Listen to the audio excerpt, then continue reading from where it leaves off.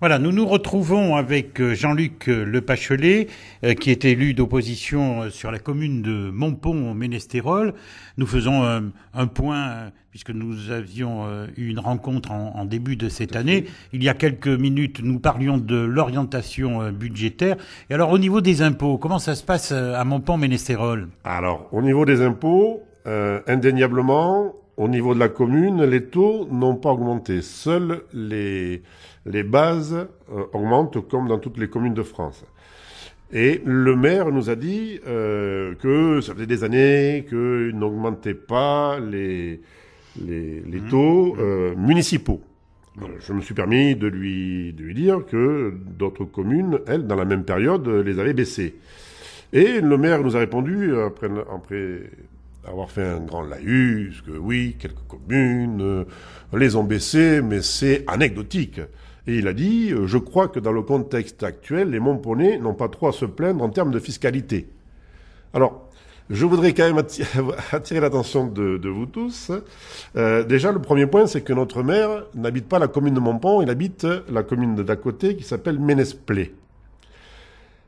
Quand on regarde des tableaux, on s'aperçoit que le montant des impôts locaux 2014 pour la commune de Montpont se monte à 402 € par habitant.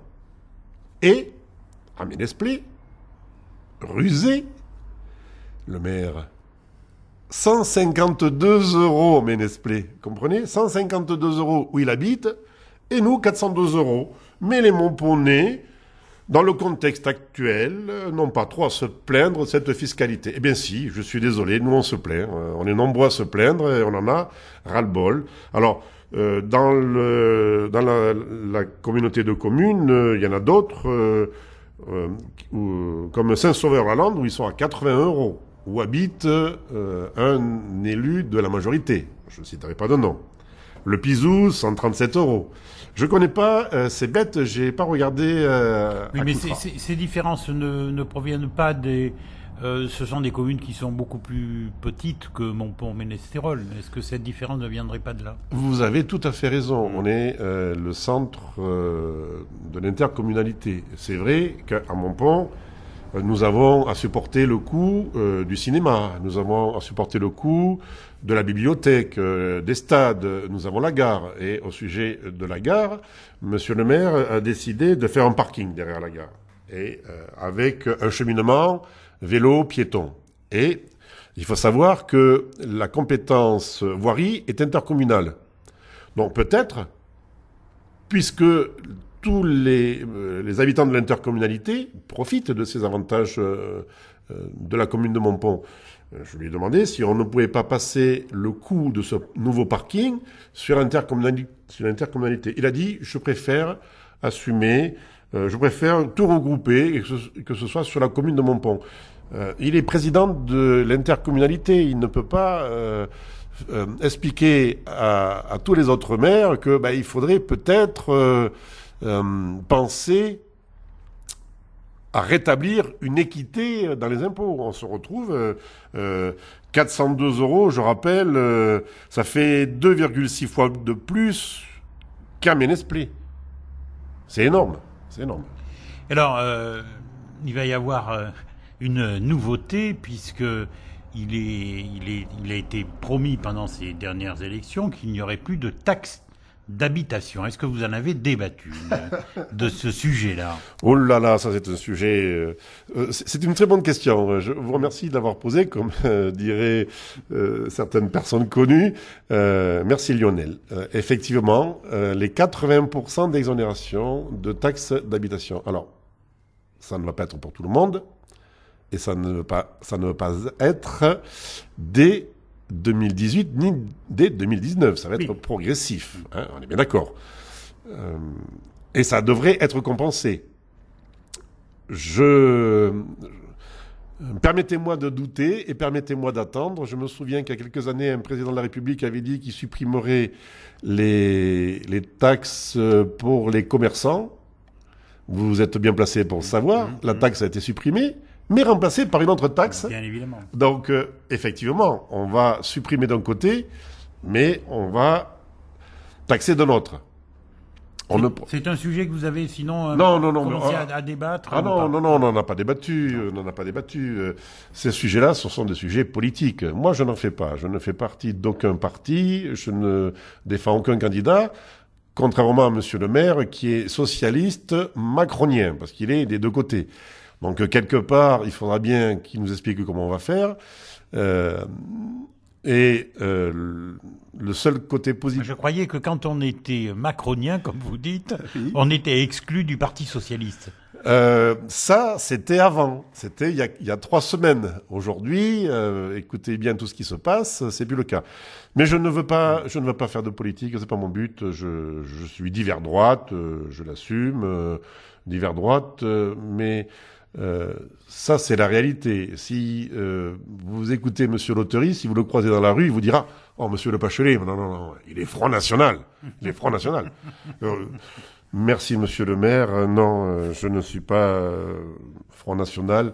Si vous avez peur de moi, utilisez d'autres termes. C'est vrai, quand on regarde les résultats sur C'est une vieille recette, de faire peur oui, non, mais bien et sûr. de faire croire que... Bon, voilà, oui. C'est assez connu comme recette. Oui, non, bien sûr, mais je le remercie quand même. Ça me fait rire. Le seul problème, c'est que je vous disais que lui, il est macronien, et là, ça ne fait pas rire tous les gens de En Marche qui se sont investis depuis le début. Il y en a avec qui je discute en message privé sur les réseaux, qui me disent avoir honte d'avoir dans leur rang quelqu'un comme lui qui cumule divers mandats et qui touche tous les mois à son niveau 6 500 € d'indemnité en tant que maire de Montpont, président de l'intercommunalité, conseiller départemental, vice-président du conseil départemental. Et au conseil départemental, si Germinal Perrault l'avait viré, entre guillemets, du Parti socialiste, il aurait perdu sa vice-présidence. Alors, les loups ne se mangent pas entre eux. Bon, écoutez, je vois qu'il parenthèse. Non, mais je me suis laissé aller, je suis désolé, Lionel. Non, mais je vois qu'il fait bon vivre à Montpont-Ménestérol. Ah non, mais bien sûr, mais écoutez, vous l'avez dit tout à l'heure, il y a une opposition. L'opposition est là pour titiller la majorité, la rappeler à ses devoirs et l'inciter à aller de l'avant. Faut que ça soit un titillement constructif. Je pense qu'il l'est. Deux exemples. Le premier exemple, la commission d'accessibilité. J'ai demandé à ce qu'elle soit mise en place. Elle aurait dû être mise en place depuis 2005. Elle a été mise en place l'année dernière. Ensuite, le PAVE, P-A-V-E, le plan d'amélioration de la voirie et des espaces verts. Obligatoire depuis 2009. D'accord ? Toujours pas mis en place à Montpont. Lors d'un des derniers conseils municipaux, le maire nous a dit, en nous présentant le compte-rendu de la première réunion de la commission d'accessibilité, on a demandé à un cabinet d'études de nous faire le bilan de tout ce qui est à faire pour avoir ce fameux plan.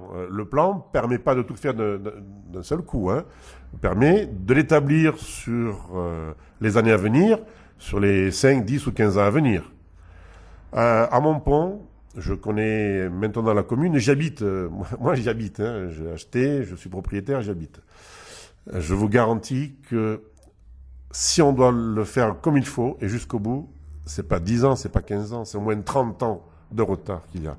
2009, 2017, on aurait dû démarrer depuis 2009 les travaux, ce n'est pas fait. Je ne sais pas comment il va faire. Ce PAVE, P-A-V-E, va nous être présenté en conseil municipal. On va bien voir. Bon, quoi de neuf à Montpont, j'allais dire, pour ces 6 premiers mois, nous allons arriver bientôt à un bilan de mi-mandat, je crois bien. Oui, tout à fait. On en arrive au mi-mandat de nous tous, aussi bien de la majorité que de l'opposition. Le bilan de mi-mandat de notre maire va être fait prochainement. Évidemment, je n'ai pas encore les éléments factuels, ce qu'il aura écrit. La seule chose que je peux noter et que vous pouvez venir voir sur la commune de Montpont, c'est à Montpont passe la véloroute. La véloroute passe essentiellement rive droite du côté de Ménestérol. Et sur cette rive droite, en bas du pont, il y a parc de loisirs qui s'appelle Champ d'eau. Et de ce parc de loisirs, le maire a demandé et a obtenu d'installer une antenne vers la gare, c'est-à-dire relier la véloroute par une passerelle. Une passerelle qui a été commencée, ça fait 2 ans, je crois, à peu près, 1 an et demi, 2 ans. On est à mi-mandat, on est à mi-passerelle. La passerelle, elle est à la moitié, c'est-à-dire qu'elle ne sert absolument à rien. Donc c'est pas ça qui va nous permettre de dynamiser le centre-ville. C'est un petit peu comme le pont d'Avignon. On a mi-passerelle, mi-mandat. Il reste encore... Alors, elle n'a pas été terminée parce que l'entreprise qui l'avait commencé a déposé le bilan. Bon, ça peut arriver. Tout à fait. Bon, voilà, ça fait 1 an. Bon, parce que depuis l'année dernière, il n'y a rien de fait depuis l'été dernier. Ça nous a été promis pour cet été. Un appel d'offres a été fait. Je ne connais pas le résultat de l'appel d'offres. Le maire nous a garanti la passerelle pour cet été. On est quand même mi-mai. Je ne connais pas le résultat. Mi-mai, mi-juin. La saison va commencer. En 1 mois, ce n'est pas possible de la terminer. C'est pas possible. Voilà. Bien. Avant de... Un exemple. Oui. Un exemple parmi tant d'autres. Voilà. Avant de conclure, parce que le temps passe, nous allons faire une dernière pause musicale. Jean-Luc Le Pachelet, nous nous retrouvons dans quelques secondes, voire minutes.